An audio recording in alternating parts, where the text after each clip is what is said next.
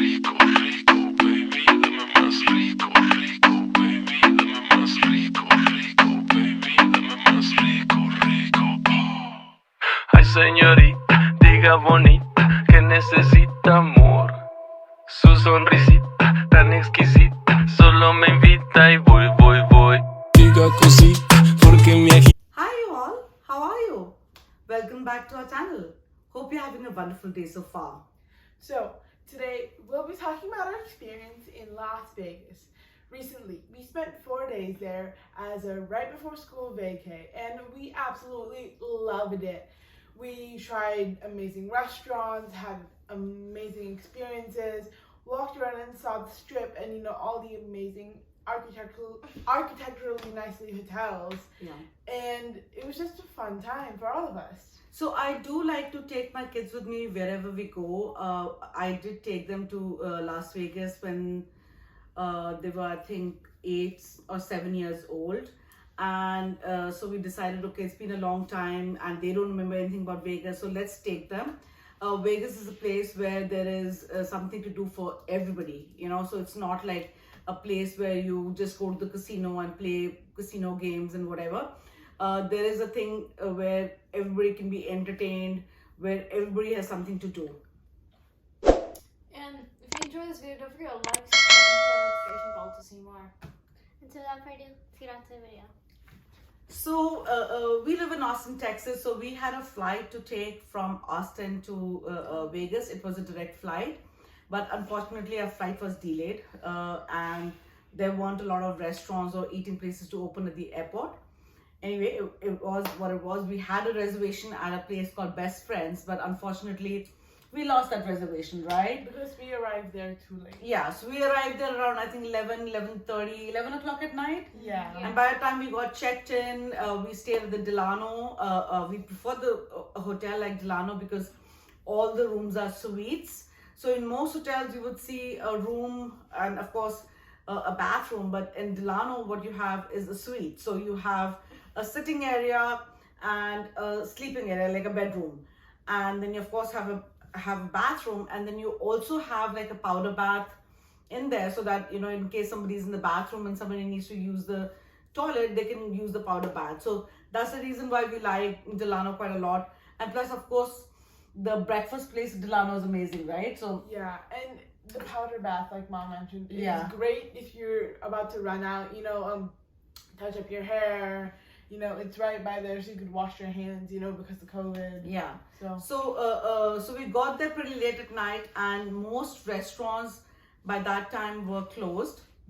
So we decided to walk towards Mandalay Bay, and that's where we ate at the Re-Ra Irish Pub. Isha will tell you a little bit about the Re-Ra Irish Pub. So the Re-Ra Irish Pub was actually so cool. When we entered there, the band was still playing. They finished up at midnight, but we arrived there around 11:30, so we got good 30 minutes of them playing. It was lovely. The vibes are nice. It was overall a very cool restaurant just to be in. I love the scenery in the restaurant by itself. Yeah. they served a lot of comfort food They there. did. Like, Mom had this amazing steak stew. I had, sausage with the wrapped and puff pastry. Dad had shepherd's pie, which is one of my favorites, and It was really, warm. really good. The crust was still flaky. What did you order? I got wings because I was really tired after the trip. I'm Yeah. like, might as well just get some wings. It's like reminds me of Texas because I already miss it. I love traveling, but I always miss home, the dogs. It's lovely. And what did you order? Do you remember? No. Oh, I didn't order soup. You got so. the chicken tenders. Oh, I got chicken tenders. Ah, okay. I'm going basic, y'all. So I ordered a steak stew, and it was made with Guinness, and it was absolutely delicious. Like there was so much depth of flavor in that. It's something with like if it. This was is like how a we were all comfort talking food. about. We were like, this is something you would just curl up in your room while watching your favorite Yeah. show. Eat. It was Yeah. It was really nice, and like we mentioned, Dad got shepherd's pie, which was so good. It was nice, warm, fluffy, and they were both really enjoyable. And so that did it for day 1 for us. And day 2, Ria's going to explain to you what happened.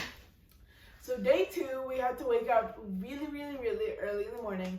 And I know you guys are gonna think we're crazy, you know, because we went to bed at like 1:30. We had to wake up at like 2 a.m. We had to wake up at like 2 because we had the amazing experience and chance to go hot air ballooning. Yay! Woo! So the way that worked, that we woke up at 2:45.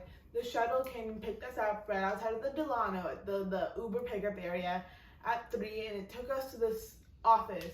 And you guys know how looks can be deceiving. First, I was a little off-put because, you know, it was a tinier office. Yeah. But it was amazing. Yeah.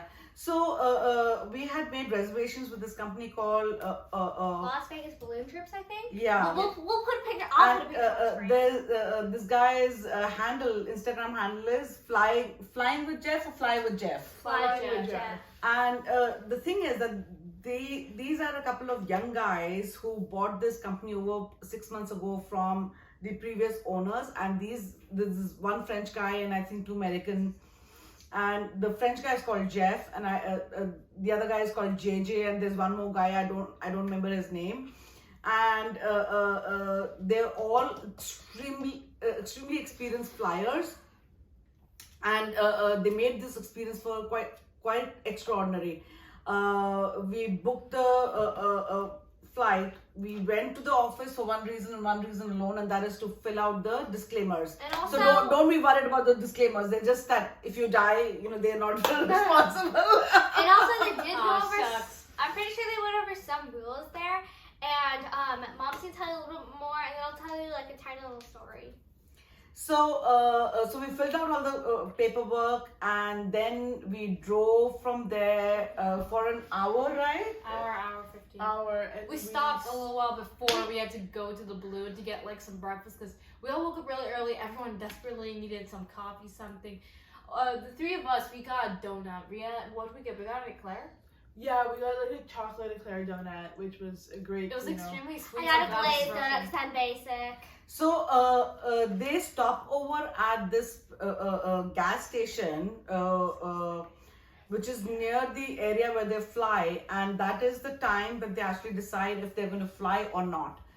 They let go of a balloon which They had had, a like- light in it. No, they had like so at the back of the truck because I'm pretty sure there were 2 like backs on the trucks, and they had the basket and the deflated balloon. No. This is before that. So Oh. so they let go of a balloon to see if the wind conditions are correct and if we are able to fly. And when we got there and they let the balloon go, they determined that yes, they could fly. So then we went on to the next phase where we got into the cars again, the vans again, and we went over to the flying area. It was like a giant like flat area, so like there was no buildings really. There was also a around. lot of mountains in the distance, and the sunset made it really pretty. Yeah. Sunrise. It was about a 15. Sunrise. It was about a 15 more minute drive to the planes.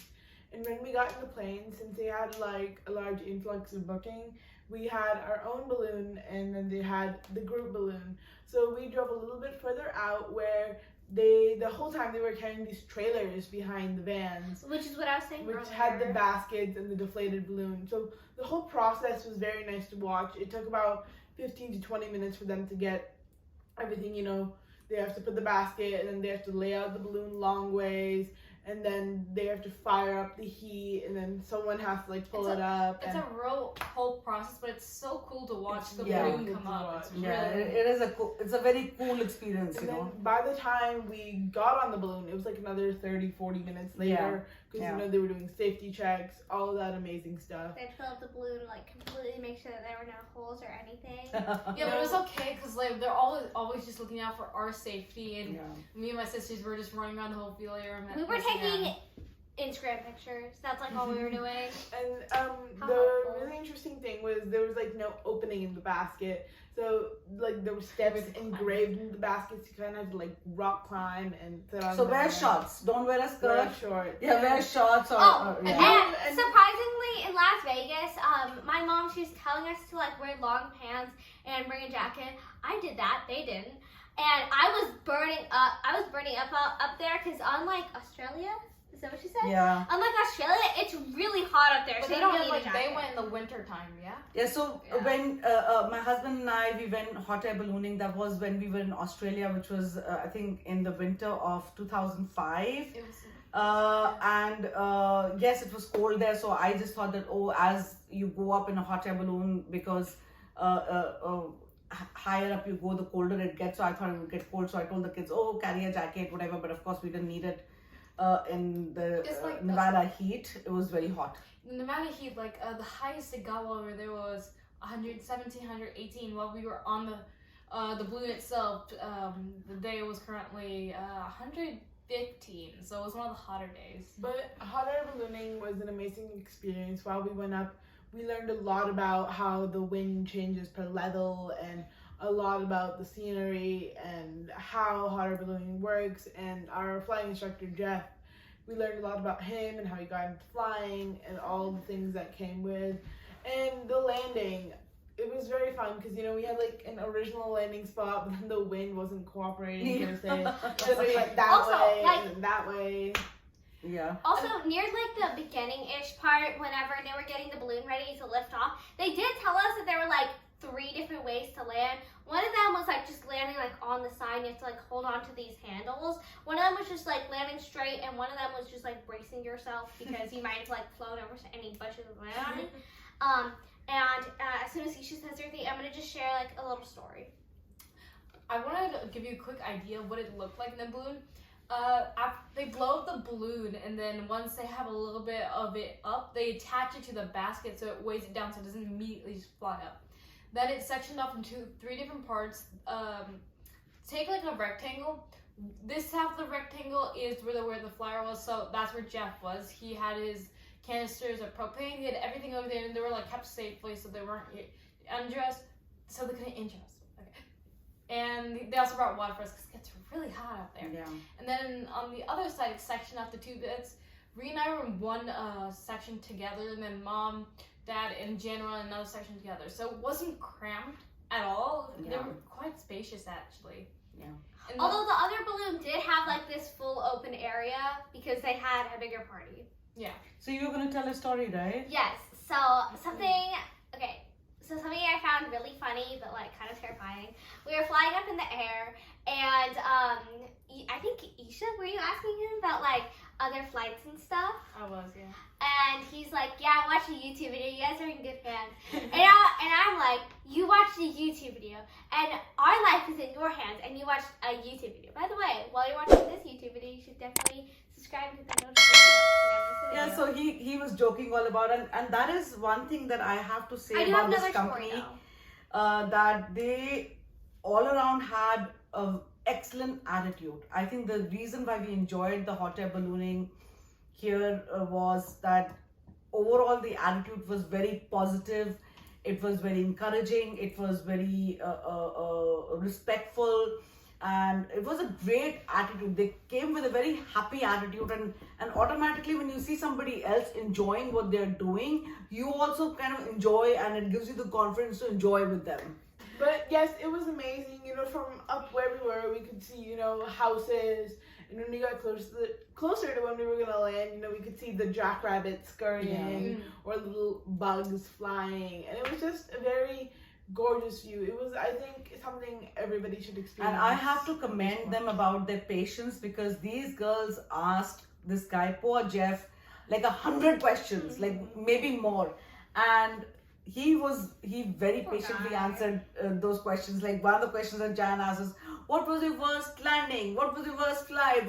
Nothing was all about, and how do you know how to fly? And where is your permit? And you know, things like that, which can be quite invasive at times. But he came across with a very great attitude, and he answered most of the questions. I do want to say something if you're like worried about your safety on the thing or the worst landing you could have. We were talking to Jeff, and he said the worst landing he had was in someone's backyard. And I think that's like you're not gonna land upside down, doing somersaults in there. You'll be fine.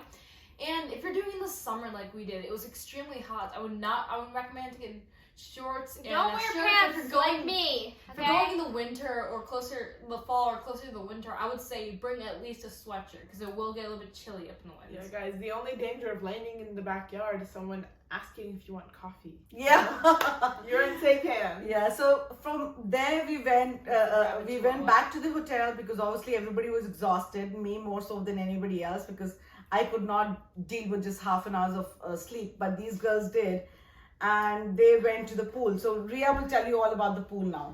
So the pool, to get to the pool, we had to walk through Delano and through Mandalay Bay into like their main lobby area kind of. And then I preferred to take the more scenic route, which was this escalators down versus just the elevator down. But they had fountains and a waterfall there, which I thought was worth taking the long way. Then it's about a 5-minute walk straight ahead to this pool area. And once you get in, we rented a cabana for the day, which you should make a reservation a little while ahead because they get sold out fast. I heard people were coming in the minute it opened to try and reserve a cabana. But we got there. It was the 3 girls at first, me, Isha, Jan, and we just swam around a bit. You know, we went to the lazy river, which was amazing. And there was also a waitress coming around and asking if we wanted food and stuff, and she was so nice and super pretty.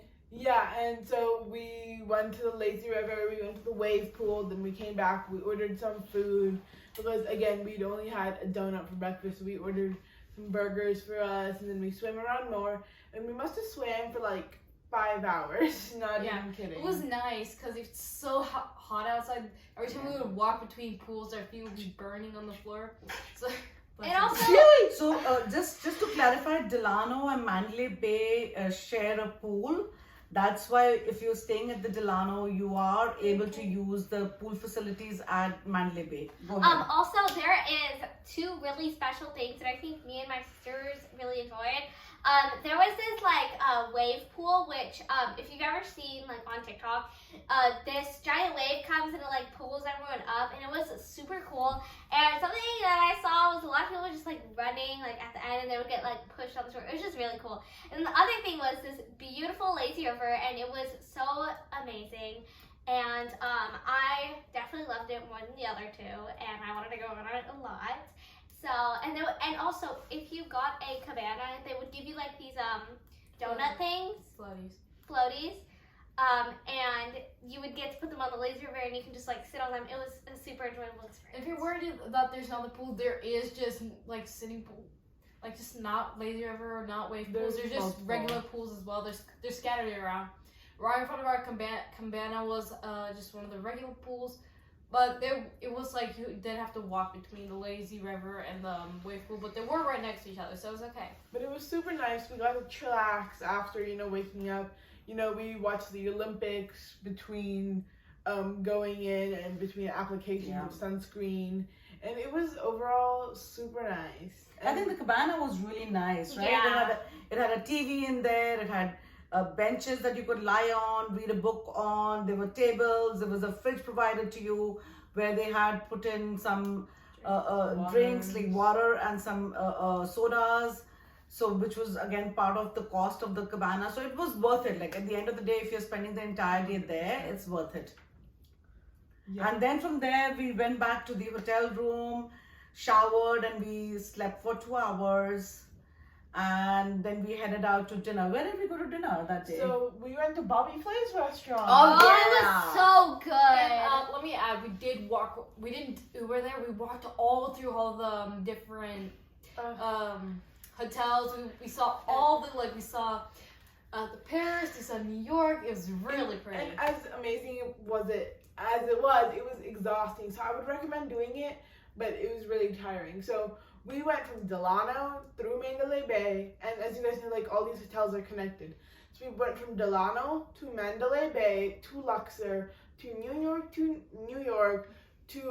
Aria, and then from the Aria we walked, and then we were at Caesar's Palace. Yes. Yeah, Caesar's Palace. And from Caesar's We Palace, passed the Bellagio and then was Caesar's Palace basically. yeah, and then we saw Paris. We didn't go into Paris this time, but we saw Paris. And we walked around the fountain show, which we did get to catch. It was an unplanned surprise. It was really cool. And then we walked in through Caesar's Palace to the casino floor. And on the casino floor, Yeah, like, it was around the Amalfi, corner, yeah. was Amalfi, which it was amazing. It was so Now, good. Amalfi is Bobby Flay's latest restaurant, and the menu is quite spectacular. It has stunning visual appeal. So not only is the food tasty, which of course, like you would expect going to a restaurant of that caliber, but the way the food was presented was stunning. It was beautiful, and of course, I'm putting pictures of all of these things so you can see them. There'll be somewhere here. So Bobby Flay's restaurant is well worth it. There were some unusual items. I don't want to give it all away because you should experience them. Go check it out. But some of them, I would mention. One was that what is that flower thing that we ate? I'm forgetting the name right now, but like It's a zucchini flower, and they put some filling in it, and they flash fry it.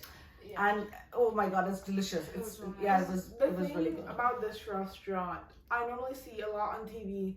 A lot of popular chefs get like really hyped up. You know, they make a name for themselves, and then you go to the restaurant and it doesn't live up to your expectations. Yeah.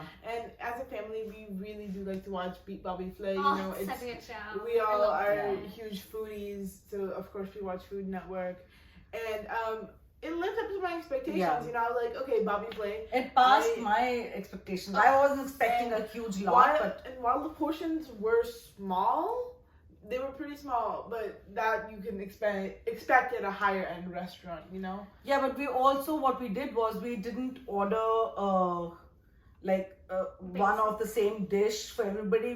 We actually wanted to order the maximum amount of dishes that we could from the menu, because as Ria just mentioned, we are foodies, so we like to try all the food. So we ordered a lot of stuff for the table so that we could try out a lot of the food. You can see the pictures.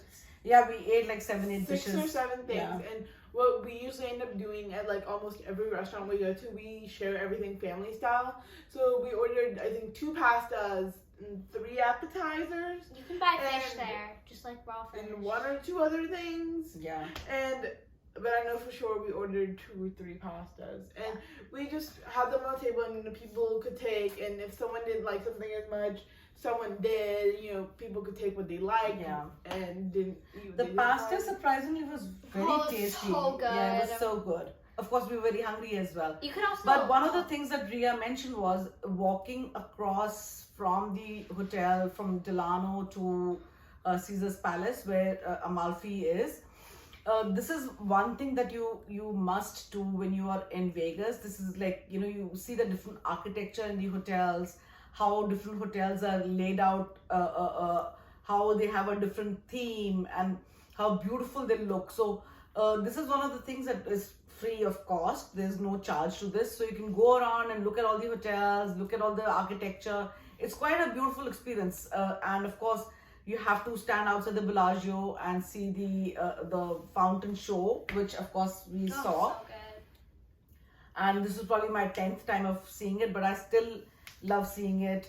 From Amalfi we took a cab back because everybody was exhausted, but other than that, I think what was your best experience of day 2? Really quickly, before she says her thing, you could actually, there was like a tiny fish market in Amalfi. Yeah, Amalfi, yeah. And you could just buy like raw fish there. Yeah, but it was not that you could take the raw fish with You had to pay for it. No, you had to get it cooked there.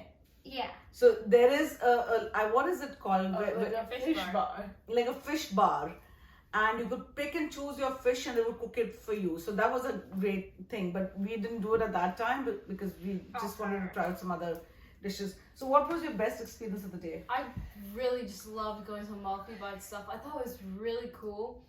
I loved the pasta there was so really good. I really did enjoy it. After a whole really eventful day, it was nice to come.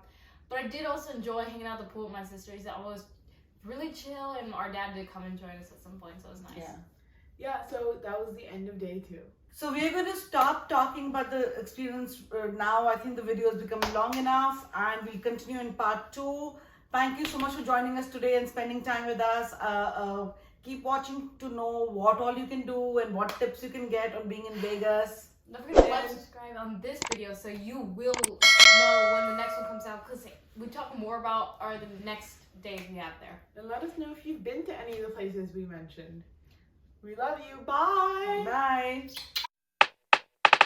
rico, rico, baby, dame más rico, rico, baby, dame más rico, rico, baby, dame más rico, rico. Ay, señorita, diga